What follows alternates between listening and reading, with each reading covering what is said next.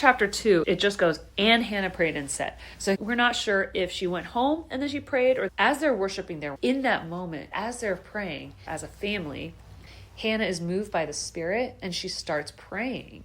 And her prayer is recorded, which means God sanctions this as part of his holy word.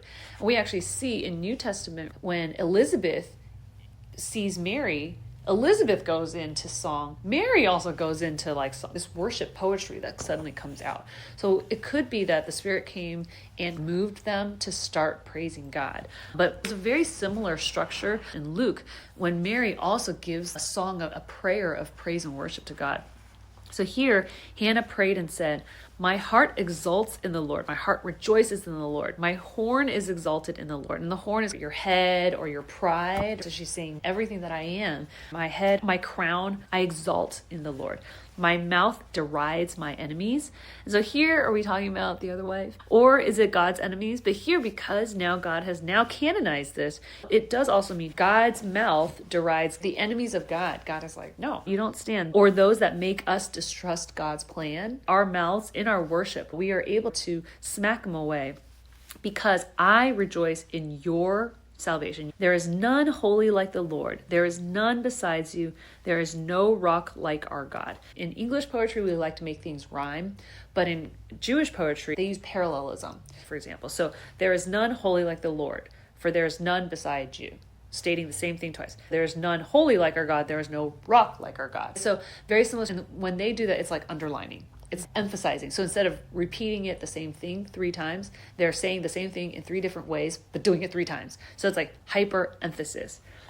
Verse 3, talk no more so very proudly. Let not arrogance come from your mouth. She might definitely have been thinking of the second wife or others. Maybe there are other women in her neighborhood that were laughing at her or saying, maybe you were sinful. For the Lord is a God of knowledge, and by him actions are weighed. So she's like, God knows you guys. God knows about your actions and your heart when you made fun of me or tried to mock me or ridicule me or even maybe try to slander me or leave me out, exclude me, do all these mean things. So we don't know. For 20 years, if a woman is barren, oftentimes people in that culture thought she must have done something bad. Maybe she's an adulterer. Maybe family committed sin. All these hate directed towards her. So she might be like, but God knows. God knows that wasn't me. And God had a plan. So he weighs all of our actions, including all the hatred that you guys directed at toward me. He's weighing that to you as my enemies. Verse 4, the bows of the mighty are broken, but the feeble bind on strength. So she's saying, I'm the weak one. So you guys came at me with all your sons and daughters, but those bows that you boast on, those are all broken. You boast on your own strength, that means nothing. But for me, the feeble and the weak, I have strength. Verse 5, those who were full have hired themselves out for bread, meaning that they are begging. They used to have a lot. They used to be rich, who used to be full. Now they're asking others to hire them just for bread, begging for bread. But those who were hungry, so she would have been one who was hungry, ceased to hunger. But now we're full. Those that were poor, those that were hungry, those that didn't have, now we have. The barren has borne 7, not that she actually has 7. She actually only eventually has 6, including Samuel. But the idea of 7 is a lot. Many, many, many. So the barren woman has borne a lot, but she who has many children is forlorn. So she's like, but you who have many kids, you're sad, you're forlorn. Maybe they don't have a good relationship or they are estranged. Verse 6, the Lord kills and brings to life. He brings down to Sheol and raises up. Sheol just means the underworld. So she here very clearly says, God is the one who determines who gets to have a kid and who doesn't have a kid. He's the one who decides who lives and who dies, who goes to the underworld and who comes back to life. So she's like, all you guys saying that it was my behavior or my lineage or my good deeds that gave me a child or didn't give me a child, you're all wrong. It's God's choice. And so she's very clear on God's authority and sovereignty. Verse 7, the Lord makes poor and makes rich. He brings low and he exalts. He raises up the poor from the dust. He lifts the needy from the ash heap to make them sit with princes and inherit a seat of honor. So those that were really low and forgotten and looked down by the world, God can easily, in 1 second, elevate, bring them up to the highest honor of the world. For the pillars of the earth are the Lord's, and on them he has set the world. He will guard the feet of his faithful ones, but the wicked shall be cut off in darkness. For not by might shall a man prevail. So she's saying, you might be so strong, You might think you're so good, and that's why you think you're going to win in life. But that's not why. You will not win because by might, but instead by God, and only through God. Verse 10, the adversaries of the Lord shall be broken to pieces. Against them he will thunder in heaven. The Lord will judge the ends of the earth. He will give strength to his king and exalt the horn of his anointed. So here already his king, Malek, and his anointed is Messiah. So this is the first place that we mention a king and then a Messiah. So king, I could see everybody's like, oh, an earthly king, because, Saul and David come online. But then it says the anointed. Yes, they do anoint kings, but here, this is the beginning of mentioning Jesus as Messiah, as a foreshadowing. This is her praise and worship. I do believe that the Spirit came upon her, and so she's saying things that are theologically correct. It is prophesying now. She is prophesying, pointing literally to Jesus in the New Testament and the salvation plan. So I do believe that in her grief, and then also in her redemption, because basically God has redeemed her amongst the women, whether those that used to make fun of her or chastise her. But as she is giving away this child at the temple, I would have been bawling and crying. And I'm sure she's sad, but then she's praising in worship. And as she's worshiping, as she's saying farewell to her child, it's like of such glory to God. It's like such a focus. It has no focus really to her. It's like focusing on God's triumph, of God's sovereignty, of his glory, so that she unknowingly starts prophesying into the salvation, into Jesus Christ, which is amazing. Then Elkanah went home to Ramah, and the boy was ministering to the Lord in the presence of Eli the priest. And here the word boy, they use the Hebrew word na'ar, which means young boy or adolescent. But that word usage is important because we're going to see it in the second half of chapter 2. But here Elkanah and Hannah and all the other kids, both wives, they all go home to Ramah. And Samuel, the very young boy, some translations of the very young child, was brought up, and now he basically is raised by the high priest. And I think perhaps the high priest does have a soft spot for him because he was there when the prayer was made, when the vow was made. So this child is now left in the care of Eli. But Eli is older because all Eli's own children are fully grown children. Verse 12, now the sons of Eli were worthless men. They did not know the Lord. And that is extreme irony because they lived and worked in the temple all their lives. Their dad is literally the high priest, and now they themselves are also employed as priests. They work in the temple all day long, and literally in scripture, God goes, they did not know Yahweh. They felt like, this is my lineage. This is in my bloodline. I don't have to do anything. I'm just automatically saved by my genetics. So despite the fact that Eli knew this God, this personal relationship is not genetic. It's not automatic. It's not because you won the luck of the genetics lottery. You were born into the Aaron lineage of the Levites, and your dad got Drew to be the high priest, and that's a long-term thing. Basically, you got to live as the prince, because back then there was no king, so the priest is the leader. It's a religious nation. So your dad is the priest, the religious main leader of the entire nation, and you're basically the prince. You assume that since my dad's a high priest, one of us is going to get it later on. And they do get a lot of offerings. So I do think there's entitlement, this idea of I can sin all I want. Who's going to kick me out of the temple? Nobody. They're still there. Verse 13, the custom of the priests and the temple was that when any man offered sacrifice, the priest's servant would come while the meat was boiling with a 3-pronged fork in his hand, and he would thrust it into the pan or kettle or cauldron or pot. All that the fork brought up, the priest would take for himself. This is what they did at Shiloh to all the Israelites who came there. So there's this idea that God will determine what the priest takes. So then you put it in boiling water so you can't really see and you're not choosing. So you take this like long marshmallow, like a fondue stick, and you go in and you go all the way to the bottom and then you pull it up, and then everything that's on there you get to take. So that's just what has worked out, because in the law it does say you give a portion to the priest. Now how, they didn't really specify, but they did specify what goes to the Lord and how to do it. But moreover, before the fat was burned, the priest's servant would come to say to the man who was sacrificing, give meat for the priest to roast, for he will not accept boiled meat from you, but only raw. So here it says moreover. But what they're trying to say is before it was more civil, but now they're kind of making it almost, I don't want to say voodoo, but it's almost like Ouija board magic. Like, we're just going to put in a fork and see what pulls it up. So already that's almost like superstition. Like, what am I going to get? And then this is even worse. The fat is supposed to be burned. It's supposed to be burned and given to the Lord. So they're not supposed to be eating the fat. But now the servant, probably told by the priest, they're saying, wait, boiled meat tastes gross, which I agree. Boiled meat tastes yucky. So the priest doesn't want boiled meat. He wants raw meat. But that's not right. Like, you're supposed to boil it first, because in the law it says you're not supposed to eat raw meat. But the priest, they're going to cook it a different way. Exactly. Or who knows? Maybe he wants it medium rare. I don't know. But he's like, give the meat for the priest to roast. Like, he wants to roast it. So I'm going to come into your offering, and I'm going to stop you from the correct order of worship.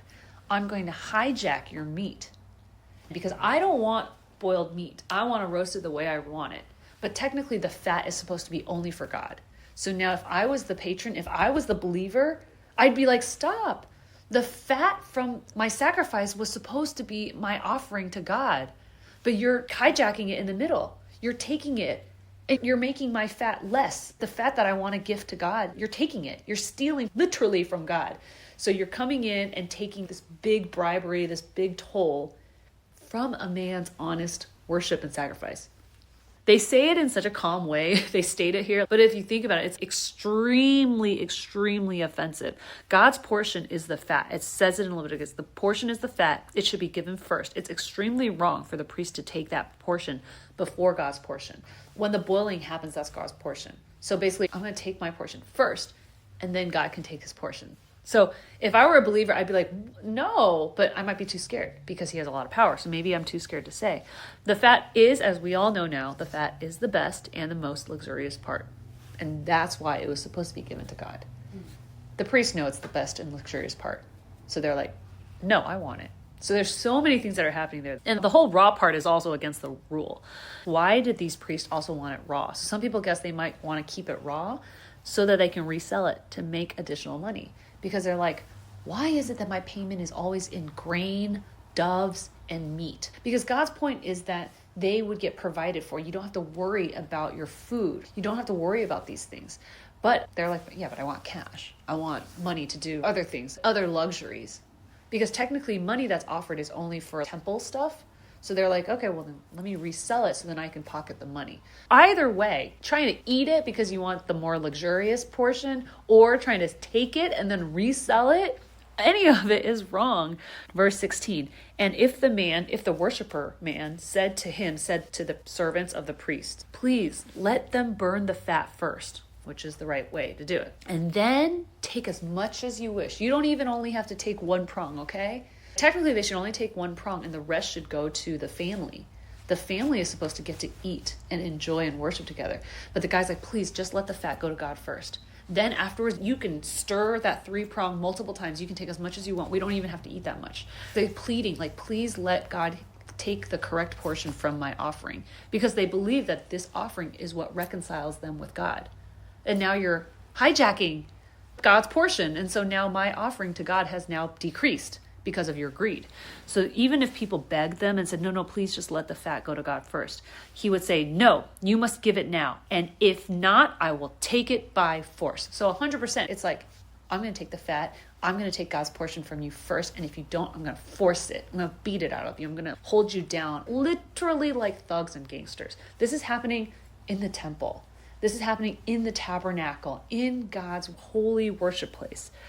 Verse 17, thus the sin of the young men, this is the same word na'ar that they used to describe Samuel, so these are Eli's sons, were very great in the sight of the Lord. For the men treated the offering of the Lord with contempt. Such deep sin to be treating the Lord's offering with contempt. And the sons, because of their position, they're causing other people to not want to come worship. Worship is now being disturbed. Offerings are being hijacked, completely disrupted. It discourages people from wanting to worship, which is terrible. So now people dislike offering to God. People dislike worshiping God because you're like, well, if I have to come up, I have to deal with these thugs, these gangsters. And they've been doing it year after year, and probably decades, because these are grown children. Verse 18, Samuel was ministering before the Lord, a boy, using the word same, Na'ar, clothed with a linen ephod. And his mother used to make for him a little robe and take it to him each year when she went up with her husband to offer the yearly sacrifice. So we know that every year they still come up to visit during their annual sacrifice. And every time she comes, I can imagine a mom packing maybe some cute toys, some little robes and all that things that she makes for him. Verse 20, then Eli would bless Elkanah and his wife and say, may the Lord give you children by this woman for the petition she asked of the Lord. So then they would return home. And indeed, the Lord visited Hannah, and she conceived and bore 3 sons and 2 daughters. And we see this line repeating, and the boy Samuel grew in the presence of the Lord. So we keep seeing it. First, we see it in verse 11. Samuel, this Na'ar, is growing and ministering in the presence to the Lord. And then we see the bad Na'ars, the bad young boys, which is Eli's sons.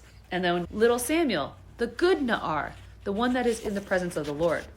And then verse 22, now Eli was very old, and he kept hearing all that his sons were doing to all Israel, and how they lay with the women who were serving at the entrance of the tent of meeting. Tent of meeting is the tabernacle, like their temple back then. Because the temple right now is a tent, because they haven't physically built a building yet. Not only is his sons disrupting and stealing God's portions and basically terrorizing these worshipers, they're now literally having sex with the women that are serving at the entrance, like the gate, because the tent, certain parts are men only and certain parts have a women's section to worship. So they're going to like the entrance and like literally just sleeping with women who's around and just like sleeping around inside the temple. This is terrible. And these women, we don't know if it's by force or if it's seduction. These women are supposed to be serving God. And so they could also be very susceptible where there is pressure because this is the priest's sons. Yeah, these are the high priest's sons and they're men. So we don't know if there's pressure. Was it forced? I'm pretty sure based on how they forcibly took the meat, they probably forcibly took women. This is all mine. This is all my dad's anyway. And it's not. Eli doesn't think that. Eli as the dad doesn't think this is all his. He knows and he is very devoted to God and the ministry. But perhaps maybe out of busyness or I don't know. Because Eli is not only their father, he's their boss. He's their employer. Because there's other priests that work there and Eli is the boss. So he did not parent them, but he also didn't discipline them as a boss and an employer. As a CEO, you'd be like, this is not okay. You'd fire them or you'd give repercussions or penalties, something. But he didn't give any consequences. And the sons probably just kept doing it. And if there's other priests, they're like, oh, well, these guys, if you're just buddy-buddy with Eli's sons, then you get away with a lot. You could see that the priests that really want to stay good, what do? It's like this very awkward situation because there's a huge amount of nepotism happening here too. So Eli keeps hearing it. So you see this weak attempt here. Verse 23, and Eli said to his son, said to them, why do you do such things? For I hear of your evil dealings from all these people. No, my sons, it is no good report that I hear the people of the Lord spreading abroad. If someone sins against a man, God will mediate for him. But if someone sins against the Lord, who can intercede for him? But they would not listen to the voice of their father, for it was the will of the Lord to put them to death. So he tries this useless, ineffective verbal rebuke. It's really bad parenting. Yeah. There's no, you're fired, you're not allowed to serve, or you're on probation, you're suspended. And he's like, why do you do this? Because they're evil. What do you mean why? I don't care why you did it, but you're not supposed to do it. And so there needs to be consequences until you stop. In verse 26, now the boy, Samuel, continued to grow, both in stature and in favor with the Lord and also with man. So here, once again, the boy, the Na'ar is used again. And so we see it going, Samuel, Na'ar. Eli's evil sons, Na'ar. Samuel, Na'ar. Eli's evil son, Na'ar. And then Samuel again, third time, Na'ar. And then again, it says growing in the presence of the Lord. So every time we talk about Samuel and uses the word Na'ar, it also puts him in the presence of God. So there's this constant relationship and tether between Samuel and Yahweh, the Lord. Verse 27, and there came a man of God to Eli and said to him. So here, man of God just means prophet. So there's another prophet and we don't know who. It's unnamed, but there is another prophet that God had sent to Eli and said to him, thus says the Lord. And this is a very common way that prophets start. It'll say, thus says the Lord. Did I reveal myself to the house of your father which he's talking about Aaron, when they were in Egypt, subject to the house of Pharaoh. So he's like, back in the day when I, Yahweh, revealed myself to your father's house long ago, back in Egypt under the house of Pharaoh. So he's talking about Aaron. Did I choose him out of all the tribes of Israel to be my priest, to go up to my altar, to burn incense, to wear an ephod before me? I gave to the house of your father all my offerings by fire from the people of Israel. So he's trying to say, be my priest, God's priest, not the people's priest. You're supposed to represent God. Number 2, to offer upon the altar. You're supposed to bring the sacrifices for this atonement and worship. You're supposed to burn the incense, the idea of prayer. You're supposed to lead the nation to pray. You also need to pray for the nation. And then wearing the ephod. So wearing represents the majesty, the dignity, the glory, and the beauty of God. So all these things that I have called you to do, all these things, and you're not doing any of it. And then I gave to the house of your father all my offerings by fire. So the idea is your portion, your food is supposed to come through the fire, like the boiling or the cooking of the offering, so that you have your portion of food. Why then do you scorn my sacrifices and my offerings that I commanded for my dwelling, and honor your sons above me by fattening yourself on the choicest parts of every offering of my people? God is straight up, it's like, I know exactly every single thing that they do. I know it every time that they do it. He's sending another prophet to Eli to question, why do you, the you is actually plural, so Eli and his sons, why do you guys scorn upon the ministry, upon temple work? It's happening in my house. The tabernacle literally is just called his dwelling place, my dwelling place. This is happening in my tabernacle, in my worship place where people are supposed to meet me. My presence is there. People are coming from afar, from around the whole country to meet God and have relationship with Yahweh, to have reconciliation, to worship, and to be connected. Here you are completely disrupting and desecrating. They're defiling it. It's so bad. They're defiling the entire worship service, the process, but also the house. They're defiling the house of God. It's disgusting. He says to Eli, you are honoring your sons above me. You have elevated. You worship your sons more than you worship me. And you allow them to take the best parts from the people, to fatten yourself. So who knows, maybe to appease the dad, the sons are like, here, dad, here, taste it. Or here's some of the money that we got from the reselling. Come on, dad, just kind of enjoy it a little bit. So who knows, maybe he's wishy-washy about it. But whatever it is, God calls him out. Verse 30, therefore the Lord, the God of Israel, declares, I promised that your house and the house of your father should go in and out before me forever. The idea is Aaron's house will go in and out of God's temple forever. So the idea is being a priest, coming in and out, serving in this way forever. But now the Lord declares, far be it from me, for those who honor me, I will honor. And those who despise me shall be lightly esteemed, shall be despised. Behold, the days are coming when I will cut off your strength, or some people say cut off your arm, which represents their strength, and the strength of your father's house, strength of Aaron's house, so that there will not be an old man in your house. And this actually does come true. It means that all of your descendants will die young. They're not going to have this safe, comfortable, old age, old life. They will die young by killing or murder, which does actually happen later on. Then in distress, you will look with an envious eye on all the prosperity that shall be bestowed on Israel, and there shall not be an old man in your house forever, which means you'll look at them, they who have peace and old age and blessings, and you won't have any of it. I'm taking it all away. Verse 33, the only one of you whom I shall not cut off from my altar shall be spared to weep his eyes out, to grieve his heart, because he'll leave one left, but then everybody else will die. So then that one is even worse, because then you've witnessed the killing of all the other ones. So he will be alone and grieving, cry his eyes out, and all the descendants of your house shall die by the sword of men. They will be slaughtered. They will be murdered and killed at some point. And then only one will be left to witness the slaughtering and murder of all your descendants at a young age.